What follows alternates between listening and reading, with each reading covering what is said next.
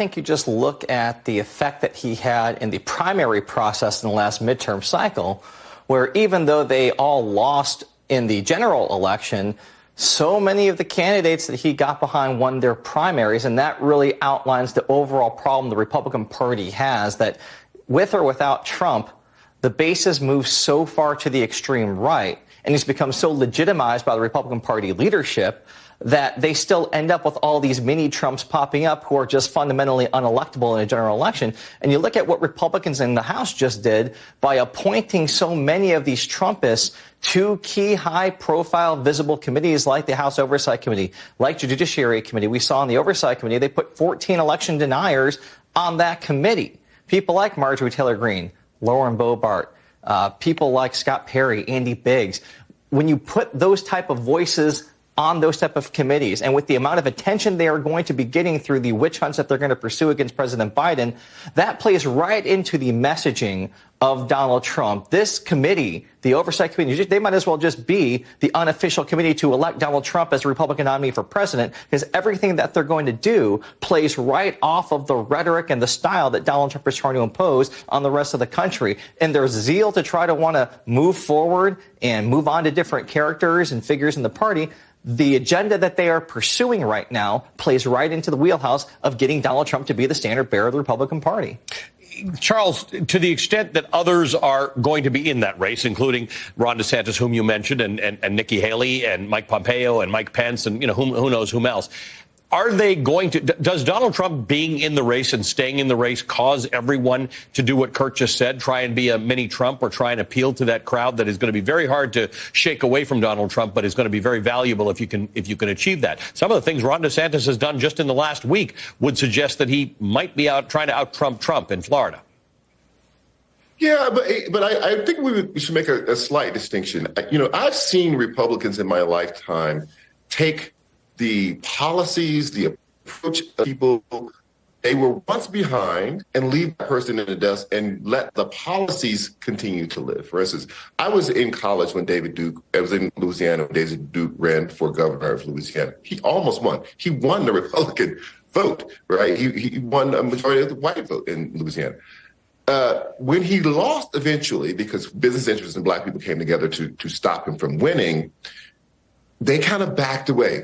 But if you look at the Republican Party in Louisiana 10 years, 20 years after that, they basically adopted every single idea that David Duke had espoused when he was running. The Republican Party is very good at evolution and taking the best or the worst of what a person gives and even abandoning that person. So I'm not sure that Trump has to live because Trumpism lives. I think that Trumpism can live without him. I think that DeSantis can step into those shoes. I think that any of these other kind of chaos people that you were talking about can step into that role and are trying to step into it. And they would not, for a second, if they felt like Donald Trump was awake, they would cut him loose in a heartbeat. Jill Wine-Banks, let's talk about what Kurt was talking about, the investigations that are going to take place. In fact, most of the Republican agenda in the House that Kevin McCarthy has outlined, very little of it has to do with policy, anything. It's all investigations.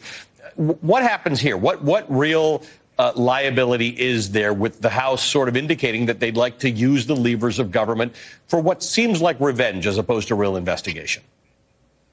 I think that they'll be seen for what it is. You're correct, Allie. This is revenge, and it is a diversion from governing. They have the majority, and they are doing nothing to set policies in place that will help America.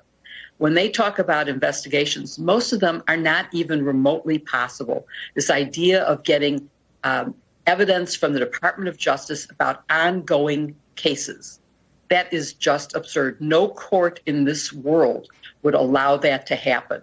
People have rights of privacy. There's grand jury secrecy. You cannot get that material. It just won't happen.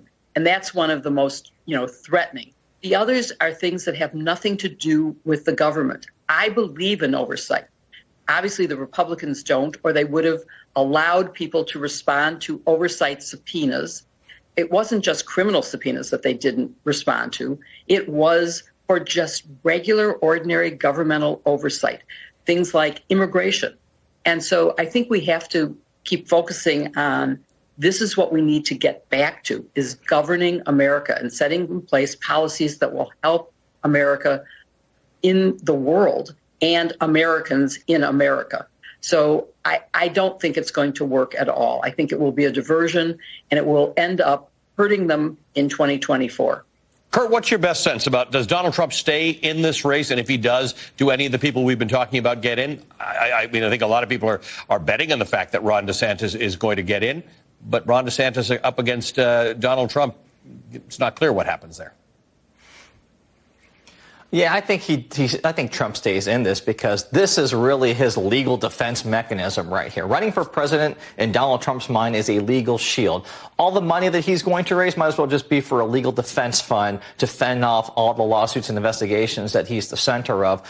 That's how Donald Trump's really viewing this. And you watch how the first months of his so-called presidential campaign have unfolded. He's not really acting like a candidate running for president in any way. He's just sitting there using the specter of that label, presidential candidate, to shield himself from responsibility and accountability. It's a legal tactic for him. I don't think that's going to dissuade other Republicans for wanting to try to put themselves in a position so that if and when the other shoe drops on Donald Trump, they're positioned to try to step right in and to take his place. That's what you're seeing right now, a lot of maneuvering from the Nikki Haley's, from the Mike Pence's, from the Ron DeSantis's. They are trying to put themselves in a position where when Trump goes away, they can just step right back in.